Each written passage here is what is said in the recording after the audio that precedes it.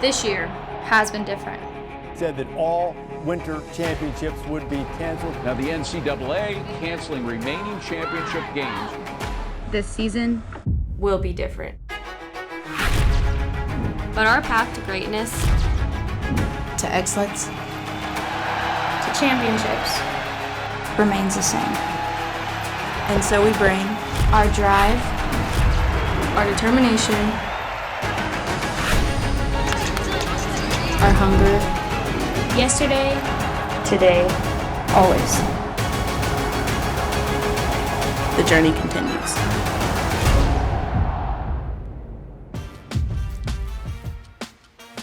Roll Tide, everyone, and welcome to the Dana Duckworth Show. I'm Roger Hoover, joined by the head coach of the Crimson Tide, Dana Duckworth. And Coach, your team 2-0 off to a great start in 2021. Thank you, Roger. We were so excited to get on the road. It's an awesome opportunity for the newcomers to get experience, and of course, the returners to be reawakened on what it takes to win on the road. You know, we had some wonderful individual performances. Collectively, there was definitely some areas we could improve, Beam being one of the obvious ones. But I was really proud of every single anchor position did their job, and we saw a lot of competitive excellence out there. We saw a lot of mental toughness, and it was a great start to get on the road and get that experience. And to get it all going, Alabama had a very strong showing in the bars. What can you tell us about the bar event for the Crimson Tide? Well, bars was what you start on an away meet, and very huge shout out to Shania Adams, who was just named SEC Freshman of the Week based on this performance. She has a high-flying bar routine. She starts off this with a kip cast handstand, beautiful lines, to what's called a Maloney, to an immediate pack salto, where she goes from high bar to low bar. This next move, a Maloney half, watch, she just flies up in the air, twists her body, re-grabs the high bar. Just beautiful. Her dismount is a combination, a toe full to a double back. It gives her combination bonus. So she has a 10-0 start value and pretty much took a little small hop. So she was a little short on the distance as far as the full pirouette and that small hop. So not a lot of places to take a deduction. She's really hard on herself, Roger, so you know right there when she takes that hop right there, she just knew that that's the area that she could improve on.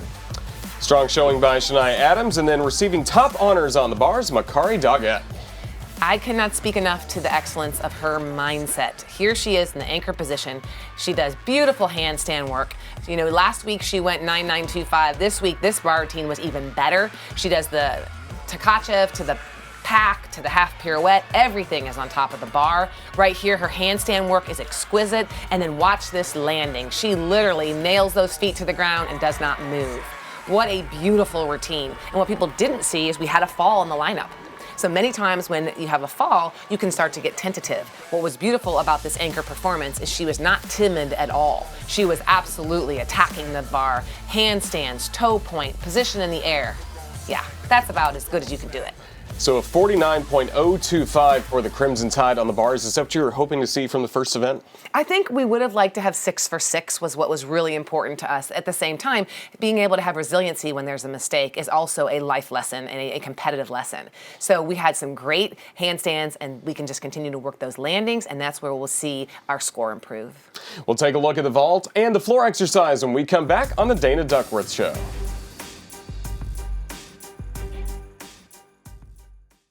The Dana Duckworth Show is brought to you by Alabama One.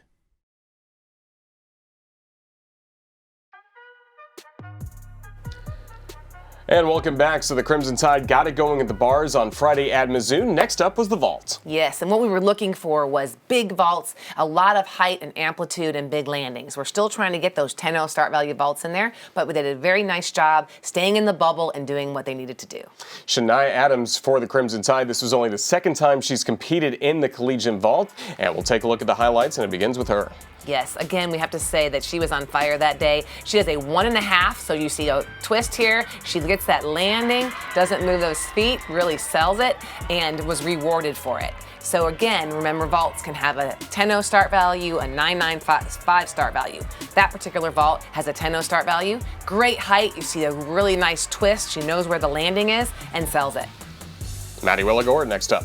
And Maddie did a good vault. She also has a 1.5. And you can see here, her vault looks a little different. She goes out a little further, but she took a little bit of a side slide right there. So you see that she gets good block off the horse, good position in the air, but you see those feet move. And so again, those are all things that can be fixed. Those are all things that are only going to get better with experience. And so then you have Lexi Graber anchoring this event. Look at the height and distance. We call her the firecracker for a reason. Watch this. Her arms just stay tight on the horse, huge distance, controlled landing. And as you can see, the scores continue to rise.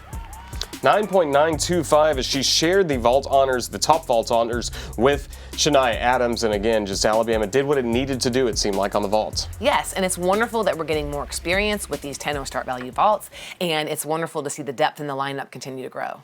What were you hoping to see on the floor exercise? You know, when you're at an away meet, floor exercise is a little different, not having the home crowd. But what was wonderful is I really felt like our ladies just focused on the person that was on the apparatus at that moment. So you saw a lot of energy from the sidelines. You saw great tumbling and exciting dance, and the ladies were really rewarded. Have to bring your own energy on the road for the floor exercise, as Coach Duckworth mentioned. And for the Crimson Tide, it was Shania Adams with a terrific performance. Yes, I need to note that Shania had been working a 2-pass tumbling routine pretty much all fall. And then the last turnaround before season, we went to a 3-pass routine. So she starts here with a beautiful double pike, totally sticks the landing. You see that she gets good height. Right here, her leap pass, a terre half, split full. We're actually changing that this week because we saw a little deduction and we have something in our up our sleeve for this week. Her middle pass, a 1.5 front layout. You see that she gets a 2/10 bonus for that. So basically the tumbling combinations are to get you to a 10-0 start value, and it's your 10-0 to lose. So you see right here, she's a little crooked on that double back, and that's where she can improve. The chest needs to be a little taller, and she gets basically a nice 9.85 for little 0.5 deductions here and there. 9.850 for Shania Adams, and next up, the firecracker, Lexi Graber. Yes, and Lexi's routine is just so dramatic. She really sells this routine. You can see for the detail work, the hands, the look. She does what's called a full in, back out tumbling here. So you'll see her do two flips with a twist in there. I love the way Lexi executes that. She has great form in the air. Right here, a switch side to a wolf full and a half. Every floor routine must have a leap pass. Either has to have combination bonus or a D-level skill, and she's got that taken care of. Last pass, a front through to a double pike. She landed a little short right there. She definitely didn't turn that front over as much as she needed to. But again, these are all little things that keep you honest, keep you having fuel for the next thing. Excellent routines for the Crimson Tide. And one player we won't see in the highlights, but I know you wanted to highlight and talking about, Alonza Clawford with her floor routine. You know, Alonza is a senior this year, and she has stepped into such a leadership role. What's so impressive is that when she first got to Alabama, she was quiet, she was really an observer, and she's really blossomed this season. She's doing a great job being a vocal leader. She's taking the seriousness of being a senior and really trying to be an example inside the gym, outside the gym, and you can see that oozing out of her every day. Balance Beam is up next as we continue looking back at Alabama's win at Mizzou from last Friday here on the Dana Duckworth Show. The Dana Duckworth Show is brought to you by Alabama One. Last event for the Crimson Tide last Friday at Mizzou was the Beam, and that can always be a challenge on the road. Well, Beam is where you win and lose championships, you win and lose meets, and so that was the area that we really had an opportunity to improve on. Our first two athletes really started off very strong, and our anchor was incredible in some intense pressure. And we had some little bobbles and some falls in the middle. Again, very uncharacteristic of this team. At the same time, it keeps you honest, and it keeps you really looking for what's next. We just talked about Alonza with the floor exercise, and as we start to look at the highlights, she'll lead things off for Alabama here in these highlights on the balance beam. Alonza is an extremely consistent competitor. One of the reasons she really carries this first spot in the lineup so well is she's calm, cool, and collective. She does a very, I think, what I call sophisticated beam routine. Her dance is really pretty. Her combination is a front aerial back handspring that is called an acro series. She has a jump series that we're not showing right here, but right here we're doing a combination of a cat leap to a side aerial. But you can just see that she's just steady Eddie. She shows off, she smiles, she looks at the judges. This was the one area we've been working on really hard. See that little hop back? Those are the things we've got to improve on. Our job in competition is to hit routines under pressure. And she does a great job of that. Right here, what's going to make that better is that she sticks that dismount. To win the all-around, you have to do well on the beam, and Shania Adams did that. Yes, and Shania was in the second place on here, second position on beam. This week, we're moving her back a little bit. She does a really cool combination right here. She does a split leap into a front aerial. That's a B-level skill to a D-level skill. She gets 3/10 of bonus on that combination. And I really love that right here, her back handspring layout. She just looks calm. She looks aggressive. She's doing one of the toughest dance moves in college athletics right here, a double wolf turn. It has an E-level value, which gives her 2/10 of bonus, and it's really hard, even though she makes it look easy. Her dismount, a back handspring 1.5. She gets 1/10 of combination bonus on this, and you see her, again, those little hops. So again, 1/2 here, 1/2 there, areas for improvement, but staying on the beam was very successful for sure. And again, it clinched the all-around title for her. First balance beam of the season for Luisa Blanco. We are thrilled to have Luisa back in the balance beam lineup. Now, remember that we have 6 competitors, so our first 2 did a great job. Then we had a fall, then we had another fall, then we had a bobble. So right here, the meat is on the line. Luisa stays calm, she has great composure, she does a series of back handspring layout, she has little bobble but continues to cover that up. She does a beautiful leap series here, a switch leap to a switch half. Again, she makes it look easy, but it's really a difficult combination. And right here, one of the highlights, she lands and sticks the round off double full dismount to seal the deal. So that was a beautiful performance, gives her incredible experience to be under that kind of pressure, and that's what we talked about in the locker room after it was over. If you thought that was pressure, wait till we get to more SEC competitors and to the SEC championship into the championship season. So again, we are taking this opportunity of competition as the greatest lessons to get better every single week. Yeah, what was the energy like with the team after the meet? Well, you know, it was not like rah-rah, we're the best, we did it all, because we have a lot of areas of improvement. And so, yes, we got the W, but the focus is on the actual performance. And so I feel like our ladies are really using this as fuel to be able to hone in on how we can get better. And that's exactly where we want to be right now. This is only a second competition, great experience on the road, and then let's use it as we come home this week and continue to build momentum as a team. We'll continue with more of the Dana Duckworth Show coming up next.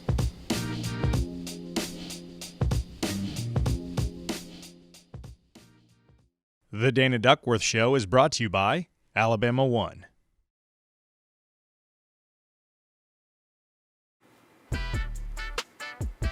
Welcome back to the Dana Duckworth Show. And Coach, the first meet against Kentucky here in Tuscaloosa. Then last Friday night, you get to go on the road to Missouri. Just what was the experience like going on the road with your team for the first time? Well, managing the world of COVID on the road has been a little different. One of the things that the biggest difference is we had seating charts for where everybody sat on the bus, and you were basically partnered with your living situation. Of course, wearing your mask everywhere you went, making sure we're continuing to social distance and do the things that we can do. You know, we're trying to be really smart about when an athlete finishes a rotation and their event, that immediately they put their mask on before they go visit with their teammates. We're focusing on, you know, biggest difference is not having a team meal.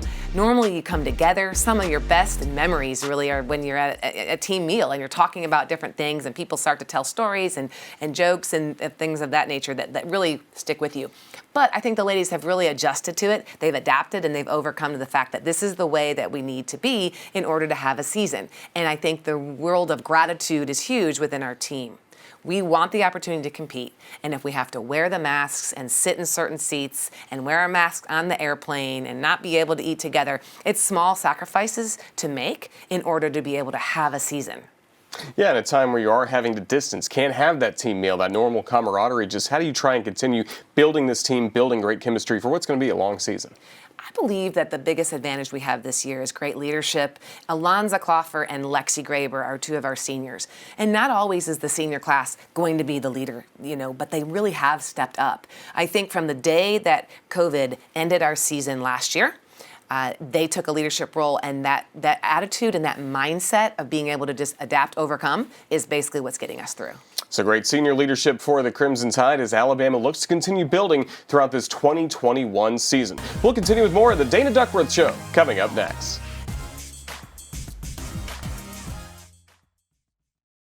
The Dana Duckworth Show is brought to you by Alabama One.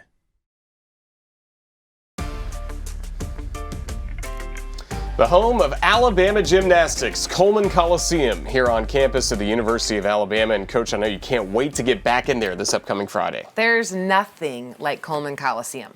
Even in the world of COVID, you can still feel the energy. So excited the students are back on campus, and the students are going to be able to be with us at the Auburn meet. And really, it is something about enthusiasm in Coleman that is nothing like it. So we're always feeling very lucky that we get to be on campus at home in our own arena. Well, now, Coach, it's one of our favorite times of the show, favorite times of the year, because we're going to ask you 5 questions. You've not seen these questions. I've seen them, but we'll get it going. Who is the funniest on the team? Oh, the funniest. Oh, my goodness. It'd have to be between Lexi Graber says the craziest things at times, and Alonza's so innocent. But then Bakari Doggett, her laugh makes everybody laugh. So it'd be hard to give one. I'd have to say those 3. What made you take an interest in gymnastics? Oh, my mom. My mom was a gymnastics judge, a gymnastics coach. I really kind of grew up in the gym, and they never wanted me to take it seriously. They just wanted me to enjoy what I did. And even to the very end, the very last routine, I remember going into the stands and told my mom and dad, I just want to have fun. I want to remember this moment. And so that is what it's all about, having fun, doing something that you love. What is your favorite movie?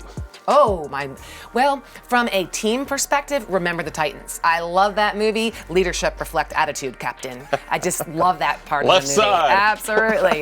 It's one of my favorites. I'm a big Erin Brockovich fan, too. I think that movie, just women empowerment, I'm all about that, too. Sounds good. Who's your favorite ever gymnast to watch of all time? Oh, my goodness. We were actually having this conversation recently. I would say, there's so many. Nadia Comaneci. I grew up with Nadia Comaneci. Mary Lou Retton was powerful. I really loved watching her. And you can't say enough about Simone Biles. I mean, Simone Biles there's nothing like that. I've never seen an athlete with that kind of power. What is the most difficult part of gymnastics? The most difficult part of gymnastics is most gymnasts are perfectionists, and we are our hardest on ourselves. So we can be our worst enemy. We can be our worst critic. And I think the hardest part sometimes is letting go of mistakes and being able to move forward. But that's what we love about learning and growing and teaching, is that, you know what, we're gonna make some mistakes here and there, and you can use those to be able to become a better version of yourself. Well, time to keep growing for the Crimson Tide this upcoming Friday. Again, we're back at home inside Coleman Coliseum. The Auburn Tigers in town. It's the rivalry, but also some steps need to be taken by your team. Absolutely. There's nothing better than the Iron Bowl of gymnastics. I mean, Alabama, Auburn, anything is such an exciting time. It's great for our state because we want little gymnasts in our state to become our athletes. You know, we have Sania Mitchell right now on our team who's from Tuscaloosa, and it's a dream come true for her. But the other piece for this week is we have got to consistently hit routines under pressure. That is the one thing we need to continue to do. And not getting caught up into the scoreboard, not worrying about what's going on around us, staying in the Bama bubble. So basically making sure that excellence is a matter of steps, and we take the next step. I hope that we're going to see some bigger vaults. I'm super excited about our vault lineup this week. We're going to still see a little more Luisa Blanco back in the lineups. We're going to see our freshmen out there. And so a lot to learn from, a lot to grow, and a lot to have fun. Coach, we enjoyed it. Best of luck against Auburn. Roll Tide. Roll Tide. For Coach Duckworth, I'm Roger Hoover. Thank you for watching The Dana Duckworth Show. This has been a presentation from Learfield IMG College.